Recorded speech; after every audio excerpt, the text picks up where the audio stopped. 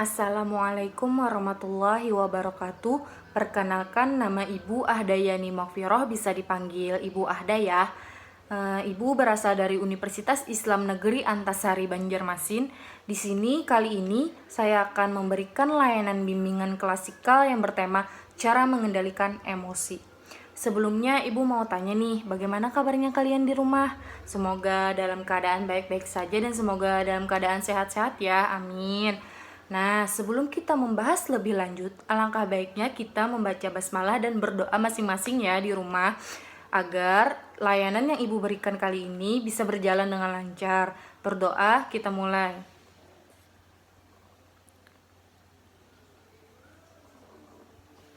Amin. Nah, saya akan menjelaskan sedikit dulu nih, apa sih bimbingan klasikal itu. Jadi, bimbingan klasikal ialah layanan guru BK yang diberikan kepada sejumlah siswa yang tergabung dalam kegiatan pengajaran. Biasanya nih ya, jumlah siswa yang ikut dalam bimbingan klasikal itu ada mulai dari 10 sampai 30 orang.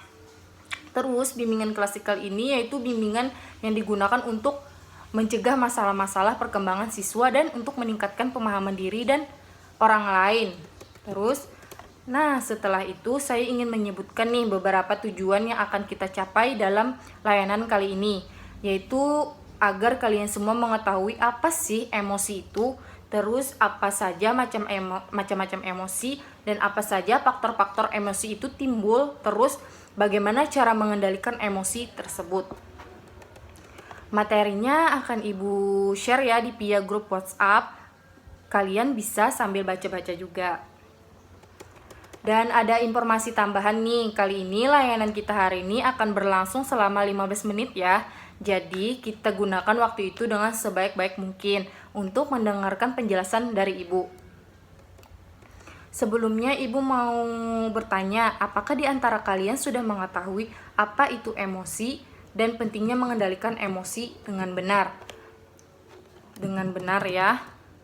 Terus, sebagai bentuk layanan ini terhadap kalian semua, maka saya akan menjelaskan lebih lanjut mengenai cara mengendalikan emosi yang benar. Apalagi saat usia remaja seperti kalian nih ya, pasti memiliki emosi yang sangat labil, yang bisa berbahaya jika kalian kehilangan kontrolnya. Emosi yang kalian rasakan sangat berpengaruh terhadap tindakan kalian selanjutnya loh.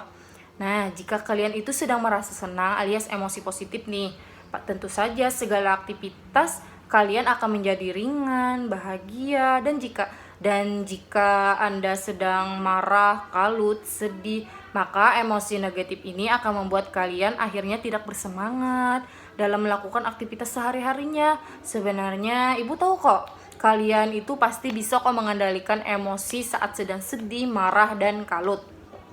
Nah, sebelum kita membahas bagaimana cara mengendalikan emosi tersebut, saya akan membahas dan menjelaskan untuk kalian yang belum tahu apa sih emosi itu dan apa saja macam-macam emosi tersebut. Pertama, Ibu akan membahas mengenai apa emosi itu atau pengertian emosi. Ibu mau tanya dulu nih, pernah nggak sih kalian itu ketika habis bertengkar, misal bertengkar dengan kakak atau adik sendiri aja deh, pasti kalian merasakan kekesalan kan, atau benci, atau jengkel gitu. Nah, itulah yang disebut dengan emosi, yaitu reaksi kita akibat bertengkar tersebut.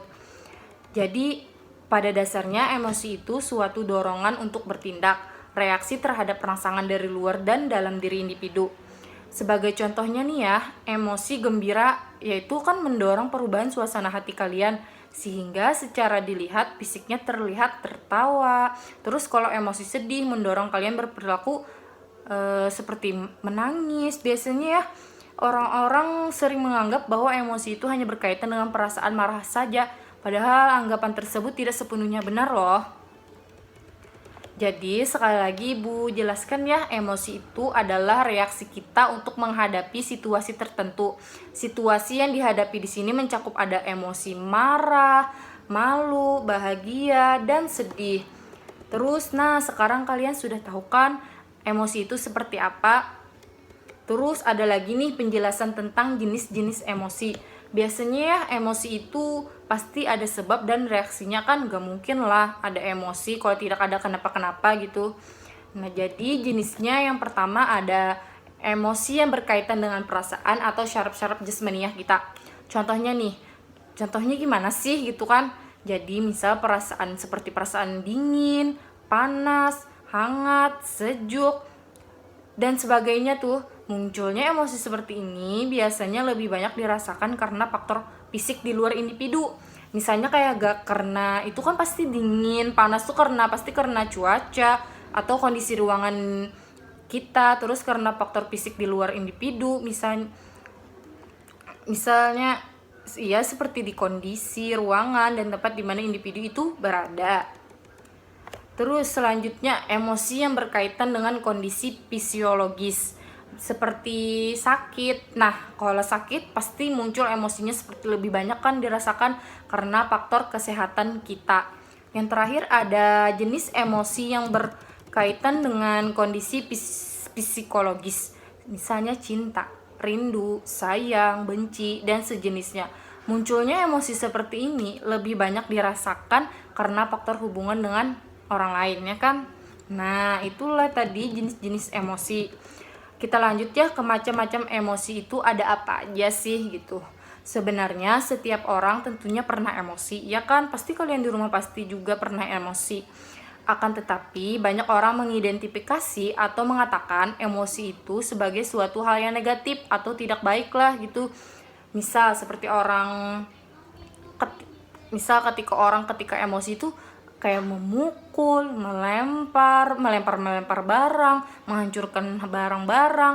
Nah, yang biasanya kita sebut itu marah.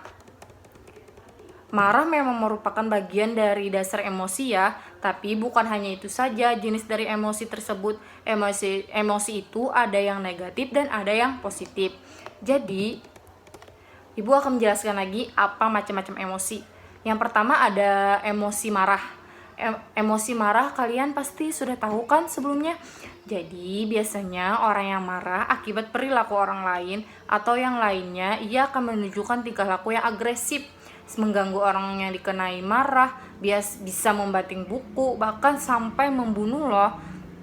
Jadi marah itu salah satu cara untuk meluapkan emosi negatif. Sebenarnya tidak ada yang salah dengan meluapkan emosi marah melalui kemarahan selama dilakukan dengan batas yang wajar ya.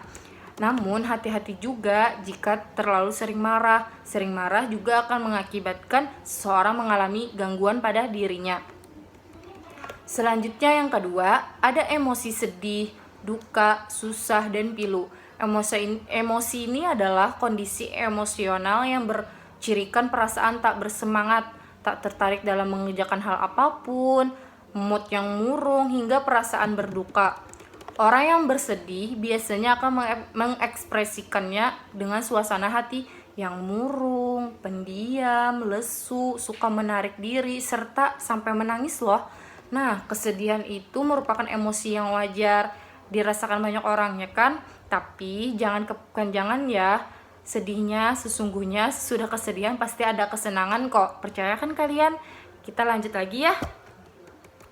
Yang ketiga nih, ada juga emosi iri loh. Nah, emosi iri ini orang-orang yang sering membandingkan keadaan dirinya dengan orang lain. Jika dirinya lebih rendah atau kurang dari orang yang dibandingkan tersebut, maka timbullah rasa iri di dalam hati. Emosi iri ini harus dapat dikendalikan dan diekspresikan secara positif saja. Ekspresi iri yang positif akan menimbulkan gairah usaha dan meningkatkan kerja yang secara positif untuk menyamai orang yang dibandingkan itu. Terus, sebenarnya emosi iri sungguh tidak baik ya anak-anak. Maka dari itu kita harus lebih menghargai diri kita. Jangan lihat orang yang lebih dari kita, tapi lihatlah yang kurang dari kita, agar kita tidak merasa keirian di hati kita, oke? Selanjutnya ada emosi takut nih. Emosi takut itu saat seseorang merasakan adanya indikasi bahaya di dirinya, maka ia akan merasakan emosi takut dan mengalami respon yang disebut dengan fight dan or flight, melawan atau lari. Takut merupakan emosi yang kuat dan berperan penting dalam pertahanan hidup kita untuk membantu menyiapkan diri untuk melawan ancaman yang datang pada kita. Terus selanjutnya yang terakhir nih, ada macam emosi cinta. Nah, emosi ini nih banyak dijumpai pada anak-anak kayak kalian ya kan? Nah, emosi cinta dapat berupa cinta kasih sayang yang tulus, emosi cinta dapat menumbuhkan energi dan semangat orang untuk hidup. Contoh dari ekspresi cinta yaitu kisah remaja pada kalian nih yang menjalin hubungan asmara. Tapi emosi cinta ini harus dapat mengendalikannya ya. Jika tidak bisa mengendalikannya, akan dapat merugikan diri kita dan orang lain. Nah, habis aja sudah nih penjelasan dari macam-macam emosi tersebut. Selanjutnya, Ibu akan menjelaskan bagaimana cara mengendalikan emosi yang sudah Ibu jelaskan sebelumnya tadi ya. Wajar sih ya jika emosi kita datang tiba-tiba usai mendengar kabar yang kurang mengenakan. Misalnya, emosi memang kerap kali datang tanpa diminta dan di waktu yang tidak diduga ya kan. Kalau sudah begini, kalian dituntut untuk tetap tenang dan menyingkirkan pikiran-pikiran yang negatif ketika datang permasalahan tersebut. Nah, ada beberapa cara yang dapat dilakukan untuk mengendalikan dan mengarahkan emosi secara positif, yaitu yang pertama ada buang pikiran buruk yang jauh-jauh. Nah, saat kalian sedang dilanda oleh masalah yang sulit nih, otak atau pikiran kalian akan cenderung lebih fokus memikirkan jalan keluar yang terbaik, iya kan? Padahal tanpa disadari, terkadang bukan masalah yang mendorong munculnya reaksi negatif pada diri kita tersebut, melainkan pikiran dan asumsi yang kalian ciptakan sendiri. Maka dari itu, salah satu cara mengendalikan emosi bisa dilakukan dengan berhenti memikirkan kemungkinan yang buruk yang terus menghantui diri kalian sendiri. Jika kalian sedang berada di keramaian, maka carilah waktu untuk menenangkan diri kalian. Terus cari tempat yang sepi dan nyaman untuk diri kalian. Setidaknya itu bisa membantu untuk membangkitkan pikiran kalian ke arah yang lebih positif. Nah, selanjutnya ada hindari langsung meluapkan reaksi buruk. Hindarilah seperti berteriak, menangis, memaki, bahkan menghancurkan benda yang ada di sekitar kita.